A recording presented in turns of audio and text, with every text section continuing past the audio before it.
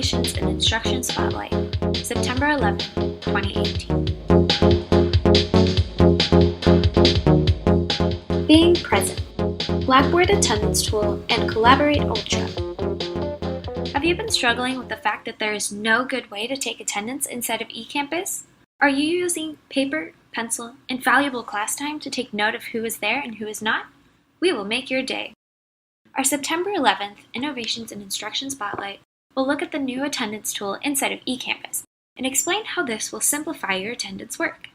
Bring your own device or use one of the computers in M133 to look at one of your existing courses and learn how to use the tool. But wait, our Spotlight session does not stop shining with attendance. Group work, or teamwork, is one of the 6 core objectives the Texas Higher Education Coordinating Board has specified for us to include in our curriculum to help prepare our students for everyday challenges. Teamwork is an essential skill for our students as they enter the workforce. With this in mind, our session will also introduce you to the basics of Collaborate Ultra, a real-time communication and collaboration tool available inside of eCampus. Join us for this interactive workshop on September 11th, and don't forget to sign up on eConnect for professional development credit.